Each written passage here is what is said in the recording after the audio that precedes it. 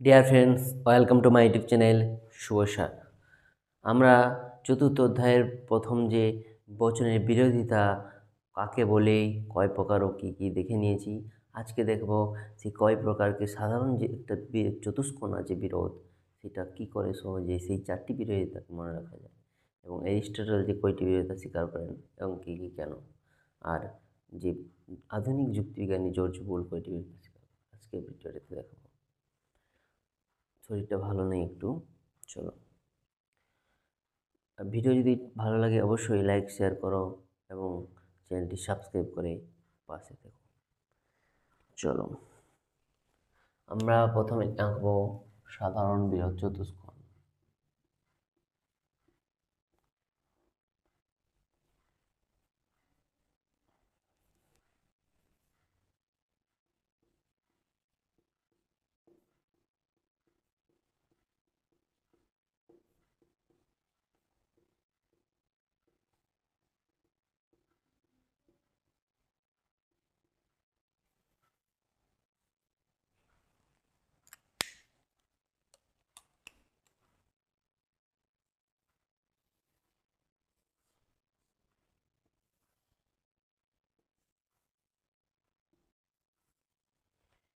A E I O, এটা হলো সাধারণ বিরোধ চতুষ্কোণ। এ ই মধ্যে যে বিরোধিতা তা হলো বিপরীত বিরোধিতা।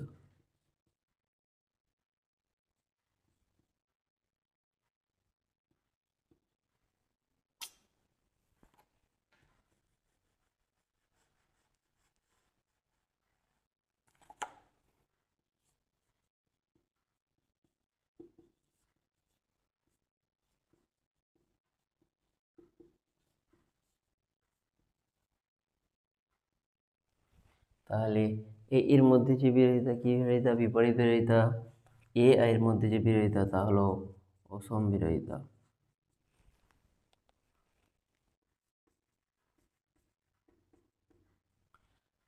ই ওর মধ্যে যে বিরোধিতা তা হলো অসম বিরোধিতা।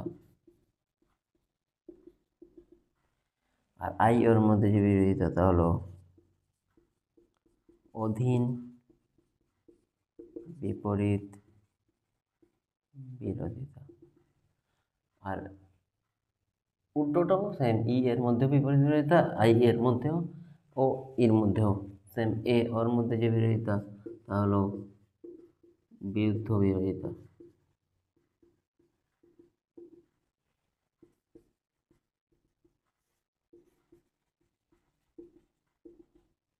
তাহলে বুঝতে পারলে, এ এর মধ্যে বিরোধিতা হলো বিপরীত বিরোধিতা, এ আই এর মধ্যে বিরোধিতা হলো অসম। দুটো সাইডে এ ওর মধ্যে অসম, দুটো সাইডে অসম, উপরে বিপরীত, নিচে অধীন বিপরীত আই ও, আর মাঝখানটায় এ ওর মধ্যে বিরুদ্ধ, ই আই বা আই ই বিরুদ্ধ বিরোধিতা। তাহলে চারটি বিরোধিতা হয়ে গেল একটা সাধারণ বিরোধ চতুষ্কোণ। এখন আমরা জানবো অ্যারিস্টটলের যে বিরোধ চতুষ্কোণ।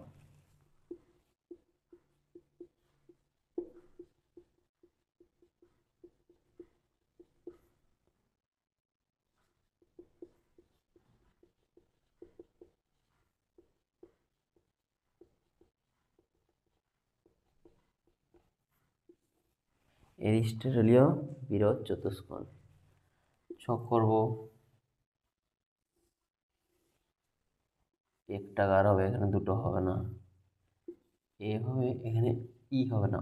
ও হবে, এখানে আই হবে, এখানে ই হবে। এটা হলো অ্যারিস্টটলীয় বিরোধ চতুষ্কোণ। এ ওর মধ্যে কি বিরোধিতা? বিরুদ্ধ।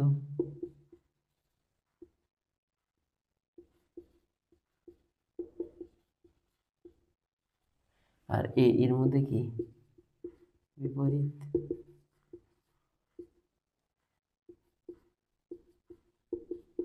অ্যারিস্টটল এই বি বি বি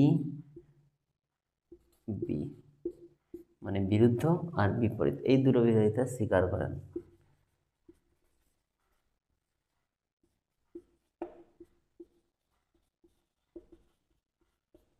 কে স্বীকার করেন? অ্যারিস্টটল। আর কি স্বীকার করেন না? তাহলে কি থাকলো? ও ও ও স্বীকার করেন না, মনে রাখবে। ও ও স্বীকার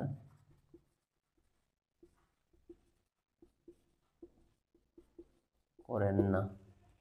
তাহলে বিবি মানে বিরুদ্ধ আর বিপরীত অ্যারিস্টটল স্বীকার করেন, আর ও ও মানে অসম আর অধীন স্বীকার করেন। এখন প্রশ্ন হলো কেন? এ বচন একটা উদাহরণ নাও, সকল মানুষ হয় মরণশীল। এই কেন স্বীকার করেন না? দেখো, যেমন অসম। এ বছর একটা উদাহরণ, সকল মানুষ হয় মরণশীল। আই করলে কি হচ্ছে? কোন কোন মানুষ হয় মরণশীল। তাহলে এর মধ্যেই তো থাকছে, এর মধ্যেই কোন কোন মানুষ হয় মরণশীল লুকে যাচ্ছে। তাহলে একই সঙ্গে সত্য ও মিথ্যা ব্যাপারটা অপোজিট হচ্ছে না, বিরোধিতা হচ্ছে না ঠিকঠাক। তাই অসম মানেন না। অধীনেও সেম। আই বচন বলছে কোনো কোনো ছেলে হয় সৎ, কোনো কোনো যদি সৎ হয় তাহলে কোনো কোনো নয় অসৎ, তাহলে সে ও, তাই মানছেন না। অধীন ও মানছেন না। বিপরীত এ, সকল মানুষ হয় মরণশীল। বিপরীত করো ই, সকল মানুষের মরণশীল, কোনো মানুষ নেই মরণশীল। এতে বিরোধিতা আছে, তাই বিরুদ্ধ আর বিপরীত স্বীকার করেন। ক্লিয়ার? আরেকটা যেটা ইম্পর্ট্যান্ট পয়েন্ট, আধুনিক যুক্তিবিজ্ঞানী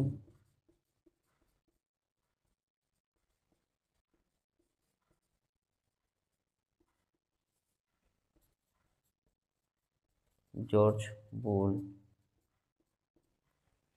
শুধুমাত্র বিরুদ্ধ বিরোধিতা স্বীকার করেন, এটা মনে রাখবে।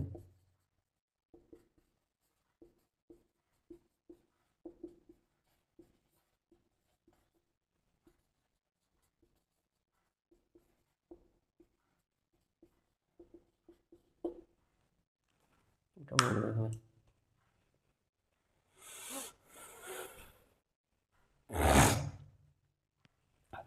আজকের ভিডিওটি এই পর্যন্ত।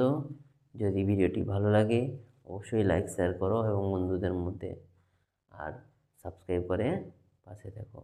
এরপরে ভিডিওতে আমি দিব বিরোধ অনুমান কাকে বলে এবং কি কি কয় প্রকার, তার যে ছক বিরোধ অনুমান নির্ণয়ের, সত্যমূল্য নির্ণয়ের এবং তার নিয়মগুলো দিয়ে চ্যাপ্টারটা শেষ হবে। ভেরি গুড, চলো, থ্যাংক ইউ।